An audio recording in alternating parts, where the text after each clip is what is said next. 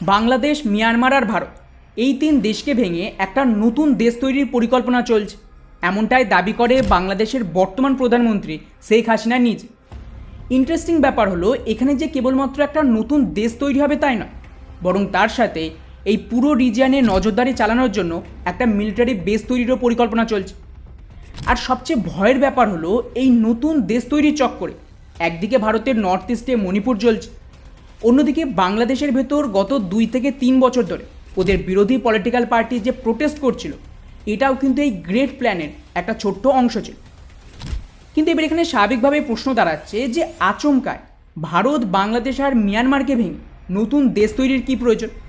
আর তার চেয়েও গুরুত্বপূর্ণ প্রশ্ন যে এই পুরো পরিকল্পনার পেছনে কোন কোন দেশের হাত রয়েছে এবং কিভাবে ভারত এই পরিকল্পনাকে ভেস্তে দিয়ে ভারত, বাংলাদেশ আর মিয়ানমার এই 3 দেশকেই বাঁচিয়ে নিল, এটাই জানার চেষ্টা করব আজকের এই ভিডিওতে।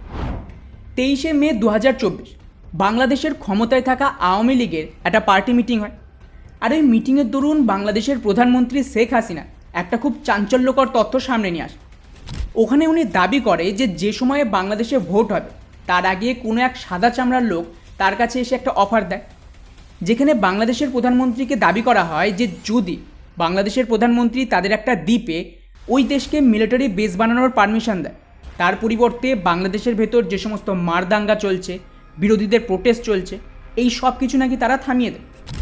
আর শুধু তাই নয়, বাংলাদেশের প্রধানমন্ত্রী শেখ হাসিনাকে আবারও নতুন করে বাংলাদেশের প্রধানমন্ত্রীর ক্ষমতায় ফিরতে ওই দেশ নাকি সাহায্য করবে।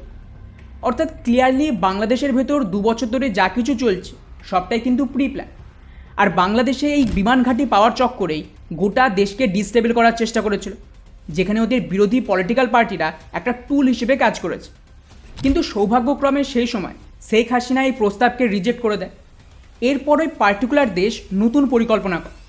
তাদের চিন্তা ছিল যে যদি ভারত, বাংলাদেশ আর মিয়ানমার এই 3টে দেশের যে খ্রিস্টান বহুল এলাকা রয়েছে, এই সমস্তটা মিলে একটা নতুন খ্রিস্টান দেশ তৈরি করা যায়, তাহলে কিন্তু অটোমেটিক্যালি খ্রিস্টান দেশ হওয়ার সুবাদে ওই পার্টিকুলার কান্ট্রি এখানে একটা মিলিটারি বেস পেয়ে যাবে।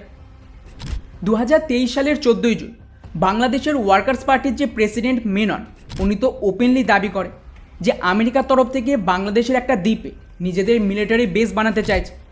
আর যদি বাংলাদেশের সরকার এই দ্বীপ আমেরিকাকে হস্তান্তর না করে, তাহলে কিন্তু বাংলাদেশের যে সরকার সেটা ওরা ভেঙে দেবে। যদিও এই ঘটনার ইমিডিয়েটলি পর আমেরিকার স্টেট ডিপার্টমেন্ট সামনে আসে এবং এটাকে ধামাচাপা দেওয়ার চেষ্টা করে এই বলে যে ওদের বাংলাদেশের দ্বীপের ওপর কোনো নজর নেই এবং ওরা কিন্তু বাংলাদেশের যে অখণ্ডতা তাকে সম্মান করে। অর্থাৎ ক্লিয়ারলি এই সমস্ত কিছু যা ঘটছিল তার পেছনে একটাই কারণ, আর তা হলো মিলিটারি বেস পাওয়ার জন্য বাংলাদেশের এই দ্বীপকে দখল করা। কেননা এই দ্বীপের যে লোকেশান সেটা কিন্তু খুবই গুরুত্বপূর্ণ। এই দ্বীপ বাংলাদেশের একদম শেষ প্রান্তে এবং মিয়ানমার সীমান্তের কাছে রয়েছে। ফলে এখানে যদি কোনো একটা মিলিটারি বেস বানানো যায়, তাহলে গোটা বঙ্গোপসাগর এবং ভারতীয় নৌবাহিনীকে চ্যালেঞ্জ করা যাবে। যাই হোক, এর থেকে এটুকু তো বোঝা গেল যে আমেরিকা বেসিক্যালি এখানে একটা মিলিটারি বেস চাইছে।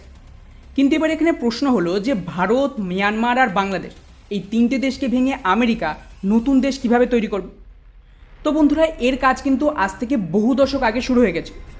আমেরিকা কি করে, তাদের এনজিও আর মিশনারিদের ভারতের এই যে নর্থ ইস্টের রাজ্যগুলো রয়েছে সেখানে পাঠাতে শুরু করে। এদের কাজ ছিল খুবই সিম্পল, যতটা সম্ভব এখানকার ট্রাইবাল পপুলেশনকে ক্রিশ্চিয়ানিটিতে কনভার্ট করা এবং এখানকার যে পুরো ডেমোগ্রাফি রয়েছে তাকেও পাল্টে ফেলে। আর এতটা মারাত্মকভাবে এই এনজিও এবং মিশনারিরা এখানে কাজ শুরু করে যে দেখতে দেখতে ভারতের যে মিজোরাম, মেঘালয় এই সমস্ত রাজ্য কিন্তু খ্রিশ্চান বহুল রাজ্যে পরিণত হয়। সেম অবস্থা মণিপুরেও, ওখানে কিন্তু অলরেডি কুকি খ্রিশ্চানরা ছিল। এরপর এখানে চীনের সমর্থনে যে সমস্ত মিলিটেন্ট গ্রুপ তৈরি হয়েছিল তাদেরকেই আমেরিকার তরফ থেকে বিভিন্ন এনজিওর মাধ্যমে ফান্ডিং করা হয় এবং অবৈধ হাতিয়ারের সাপ্লাইও পাঠানো হয়, যাতে এরা নিজেদের একটা আলাদা সেনা তৈরি করতে পারে। এই সেম অবস্থা ওদিকে বাংলাদেশ আর মিয়ানমারও। বাংলাদেশের চট্টগ্রামের ট্রাইবাল পপুলেশনকে খ্রিশ্চানে কনভার্ট করা হয় এবং মিয়ানমারের একটা এরিয়া রয়েছে যাকে বলা হয় চীন রাজ্য, এটাও কিন্তু খ্রিশ্চান বহুল এরিয়া। ফলে এখন যদি আমরা এই গোটা এরিয়াকে দেখি, তাহলে ভারতের মিজোরাম, মণিপুর, নাগাল্যান্ডের সাথে বাংলাদেশের চট্টগ্রাম এবং মিয়ানমারের এই চীন স্টেট, এই পুরো এরিয়া এখন খ্রিশ্চান ডমিনেটিং, যেখানে কুকি আর্মি আর চীন আর্মি নিজেদের আলাদা আলাদা সংগঠন তৈরি করে ফেলেছে। এখন এখানে ডেমোগ্রাফি তো চেঞ্জ হয়ে গেল এবং ওদের বিভিন্ন এনজিওর মাধ্যমে ফান্ডিং দিয়ে, হাতিয়ার দিয়ে আলাদা আলাদা সংগঠনও তৈরি হয়েছে। পরবর্তী টাস্ক ছিল এখানে একটা আন্দোলন তৈরি করা, যাতে ইভেনচুয়ালি আশেপাশের সমস্ত রাজ্য মিলিতভাবে একটা নতুন দেশের ডিমান্ড করে। আর স্বাভাবিকভাবে যে মুহূর্তে এই আন্দোলন খুব বড় হয়ে যাবে, আমেরিকার তরফ থেকে হাতিয়ার আসবে, ফান্ডিং আসবে, এবং আমেরিকা কোনোভাবে জিওপলিটিক্যালি প্রেশারাইজ করে এই পুরো এরিয়াকে স্বাধীন করার চেষ্টা করত। যাই হোক, এটা তো গেল পুরো প্ল্যান। এবারে আসি আসল কথায়, যে ভারত এই পুরো প্ল্যানকে নষ্ট করলো কীভাবে। তো বন্ধুরা, এই সব কিছুকে কাউন্টার করার কাজ ভারত আর বাংলাদেশের সরকার আজ থেকে 4 বছর আগে শুরু করে দিয়েছিল। আপনাদের হয়তো মনে আছে কিনা জানি না, তবে ভারতীয় সরকার ভারতের ভেতর একাধিক এনজিও এবং এই মিশনারিদের ওপর ক্র্যাকডাউন শুরু করে। 2022 সালের এই রিপোর্টটা দেখ, যেখানে দাবি করা হয়েছিল যে ভারতের ভেতর অলরেডি 12,000 এনজিওর যে লাইসেন্স, সেটা নাকি ভারত সরকার বাতিল করে দিয়েছে, যাতে এই এনজিওগুলো বিদেশ থেকে টাকা নিতে না পারে। এবং গৃহ মন্ত্রণালয়ের অফিসিয়াল ডেটা দেখো, যেখানে ওরা 22,702খানা এনজিওর লাইসেন্স বাতিল করে দিয়েছে, যেটাই লাল রং দিয়ে দেখানো হয়েছে। 14,500টা এনজিওর লাইসেন্স এক্সপায়ার হয়ে যাওয়ার পরে ওদের আর লাইসেন্স রিনিউ করেনি, যেটা সবুজ রঙে দেখানো হয়েছে। এবং কেবলমাত্র 16,000 এনজিও এখনও ভারতে অ্যাক্টিভ রয়েছে, কিন্তু এরা কতদিন থাকবে তার কিন্তু কোনো গ্যারান্টি নেই। আর বন্ধুরা, ভারত সরকার এখানেই থেমে থাকে। ভারত সরকারের তরফ থেকে এই জাতীয় এনজিওর বিরুদ্ধে একটা আইনও নিয়ে আসে। আর এই আইন অনুযায়ী সমস্ত এনজিও যারা ভারতের ভেতরে অপারেট করবে, তারা কোথা থেকে টাকা পাচ্ছে, সেই টাকা কোথায় খরচ করছে, এই সমস্ত হিসাব কিন্তু এখন ভারত সরকারকে দিতে হবে। আর যদি ভারত সরকার এই সমস্ত প্রপার হিসাব না পায়, বা দেখা যায় যে এরা কোনো ধরনের অবৈধ কাজে লিপ্ত রয়েছে, তাহলে এদের প্রত্যেকের লাইসেন্স কিন্তু ক্যান্সেল করা হবে।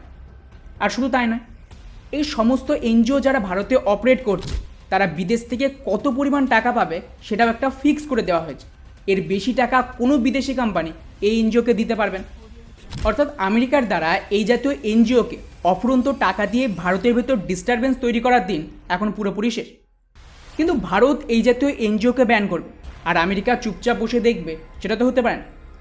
আমেরিকার তরফ থেকে পাল্টা ইউরোপিয়ান ইউনিয়নের সাথে মিলে ভারতের বিরুদ্ধে ব্যাপক প্রেশারাইজ তৈরির চেষ্টা করে, যেখানে ওরা চাইছিল যে ভারত এই জাতীয় বিলকে তুলে নিক। এমনকি গত বছরের রিপোর্ট দেখুন, এফএটিএফের দ্বারাও ভারতকে থ্রেটনিং করা হয় যে ভারত যদি এই জাতীয় এনজিওর ওপর নিজেদের আইন তুলে না নেয়, তাহলে ভারত এফএটিএফের গ্রে লিস্টে চলে যাবে। কিন্তু এত কিছু করার পরেও আমেরিকা কোনো রকম সফলতা পায়নি, আর না ভারত সরকার আমেরিকার সামনে ঝুঁকেছে। ওদিকে বাংলাদেশের কথা বললে, বাংলাদেশের সরকারও সেম কাজ করছিল, বা বলা ভালো ওরা একটু ব্রুটালি এই বিষয়টিকে হ্যান্ডেল করছিল। বাংলাদেশের সরকার তাদের র্যাবের মাধ্যমে এই জাতীয় এনজিও বা ওদের যে ভলেন্টিয়ার, তাদেরকে পুরোপুরি গায়েব করে দিচ্ছে। যার ধরুন আপনাদের হয়তো মনে আছে যে আমেরিকার তরফ থেকে এই র্যাবের ওপর কিন্তু স্যাংশন লাগিয়ে দিয়েছে। এরপর ভারতের নর্থ ইস্টে, স্পেশালি এই মণিপুরে, এই কুকি খ্রিস্টান সম্প্রদায়ের লোকজন কী করত, নিজেদের ফান্ডিং চালানোর জন্য পপি বা আফিমের চাষ করত। আর লেটেস্ট রিপোর্ট অনুযায়ী ভারত সরকার এই সব কিছু এখন বন্ধ করে দিচ্ছে। এই নতুন রিপোর্ট দেখুন, যেখানে স্যাটেলাইট ছবিতে ধরা পড়েছে যে কিভাবে 2 বছর এই সম্পূর্ণ চাষকে নষ্ট করে দেওয়া হয়েছে। যেখানে 2020-21 সালে মণিপুরে 29,000 একর জমিতে কুকিরা আফিম চাষ করত, সেটা 2022-23-এ 40% নষ্ট করে দেওয়া হয়েছে, এবং 2023-24-এ আরও 30% নষ্ট করে মাত্র 11,000 এরিয়া বেঁচে রয়েছে, যেখানে এখনও আফিমের চাষ হচ্ছে। আর ভারত সরকার যে ধরনের অ্যাকশান নিচ্ছে, তাতে মনে হচ্ছে আগামী 1 বছরে এই সমস্ত এরিয়াকেও নষ্ট করে দেওয়া হবে। আর এখান থেকে শুরু হয় ফাইনাল লড়াই, যেখানে ভারত আর বাংলাদেশের সাথে আমেরিকার লড়াই শুরু হয়। আমেরিকার তরফ থেকে খুবই চালাকির সাথে বাংলাদেশের যে সমস্ত বিরোধী পলিটিক্যাল পার্টি রয়েছে, জেহাদি সংগঠন রয়েছে, তাদেরকে মিলিয়নস অফ ডলারের ফান্ডিং দিয়ে রাস্তায় নিয়ে আসে শেখ হাসিনার বিরুদ্ধে। ওদের প্ল্যানিং ছিল যে কোনোভাবে এদেরকে যদি ক্ষমতায় আনা যায় আর শেখ হাসিনাকে সরিয়ে দেওয়া যায়, তাহলে ডেফিনেটলি আমেরিকা যেটা চাইছে সেটা পেয়ে যাবে। আর খেয়াল করুন, ওই একই সময়ে ভারতের মণিপুরে নতুন করে দাঙ্গা শুরু হয়, এবং এই দাঙ্গা এতটাই মারাত্মক ছিল যেটা এখনও পর্যন্ত থামেনি। আর এবারে ভারতও ওপেনলি নিজেদের গেম চালু করে। প্রথমত ভারত আমেরিকার সাথে ব্যাকডোর ডিপ্লোমেসি শুরু করে এবং আমেরিকাকে উল্টো চাপ দেয় যে ওরা বাংলাদেশ থেকে সরে আসুক, কারণ বাংলাদেশ ভারতের স্পিয়ার অফ ইনফ্লুয়েন্সে আসে। সেখানে আমেরিকা হস্তক্ষেপ করলে ভারতও কিন্তু আমেরিকার বিরুদ্ধেই কাজ করে। যার আন্ডারে ওদিকে রাশিয়াকে ভারত সমর্থন দিতে শুরু করে, সমস্ত আমেরিকার ডিফেন্স ডিল আটকে দেওয়া হয়।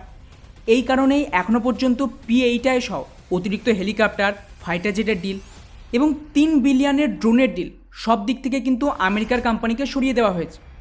আর খেয়াল করুন, ওই একই সময়ে ভারত চীন আর ইরানের সাথেও সম্পর্ক মজবুত করতে শুরু করে। কোয়াড থেকেও ভারত অনেকটাই সরে আসে, আর কোয়াডের যে গুরুত্ব সেটাকেও ডাউন প্লে করা হয়। অর্থাৎ বেসিক্যালি সব দিক থেকে আমেরিকার ওপর পাল্টা চাপ দেয়। ফলে ভারতে G20 মিটিংয়ে যখন আমেরিকা আর ইউরোপের বাকি দেশগুলোও সামিল ছিল, সেখানে বাংলাদেশের প্রধানমন্ত্রী শেখ হাসিনাকে ডাকা হয়। আর ভারত খুবই চালাকির সাথে বাইডেন এবং শেখ হাসিনার মধ্যে সমঝোতা করিয়ে দেয় যে আমেরিকার তরফ থেকে আর কিছুতেই বাংলাদেশে ইন্টারফেয়ার করবে না। আর খেয়াল করুন, এই ঘটনার ঠিক কয়েক সপ্তাহের মধ্যেই বাংলাদেশের যে বিরোধী পলিটিক্যাল পার্টি তারা ইলেকশন থেকে সরে আসে এবং অটোমেটিক্যালি বাংলাদেশে শেখ হাসিনা জিতে যায়। ওদিকে মণিপুরেও দাঙ্গা চলাকালীন ওখানে যত কুকি আতঙ্কবাদীরা রয়েছে তাদের ওপর সেনাবাহিনীর অ্যাকশান চলে। মণিপুরের পুলিশ আফিমের সমস্ত ক্ষেত নষ্ট করতে শুরু করে। মিয়ানমারের বর্ডার বন্ধ করে দেওয়া হয় যাতে হাতিয়ার আসতে না পারে, এবং একই সাথে যত খ্রিশ্চান মিশনারি আর এনজিও রয়েছে তাদেরকেও ব্যান করে এদের ওপর ক্র্যাকডাউন শুরু হয়। আর ইন্টারেস্টিং বিষয়, একই সময়ে আসাম, নাগাল্যান্ড আর বাকি রাজ্যে যত ইনসার্জেন্সি গ্রুপ রয়েছে তাদের বিরুদ্ধেও এতটাই ব্রুটাল ক্র্যাকডাউন শুরু হয় যেটা প্রত্যেকেই ভারত সরকারের সাথে শান্তি সমঝোতা করে সারেন্ডার করে দেয়, যার উপর আমি ভিডিও বানিয়েছি। কিন্তু খেলা এখানেই শেষ হয়নি। মণিপুর এবং মিজোরাম এই দুটো রাজ্য খ্রিশ্চান মিশনারিরা এখনও অ্যাক্টিভ রয়েছে এবং এদেরকে এখন ধীরে ধীরে শেষ করতে হয়। তবে গিয়ে কিন্তু পুরো আমেরিকার যে প্ল্যান একটা নতুন দেশ তৈরি করার সেটা বন্ধ হবে এবং গোটা নর্থ ইস্টে নতুন করে শান্তি আসবে। তো ওভারঅল শেষে আমি এটাই বলবো যে এখানে তৈরি থাকুন, ভারত আর বাংলাদেশ আরও কিছু বড় অ্যাকশান নেবে এই জাতীয় মিশনারিদের বিরুদ্ধে, যার একটা হিন্ট ছিল শেখ হাসিনার এই স্টেটমেন্ট। এবং প্রধানমন্ত্রী মোদিও কিন্তু হিন্ট দিয়েছে যে ইলেকশনে যারা ইন্টারফেয়ার করল তাদের উপরেও অ্যাকশান নেওয়া হবে। অর্থাৎ দুই দেশের সম্পর্ক কিন্তু আগামী দিনে আরও বেশি খারাপ হতে চলেছে। বাকি পুরো বিষয়টিকে নিয়ে আপনাদের কী মনে হয় নিচে অবশ্যই কমেন্ট করে জানাবেন। জয় হিন্দ।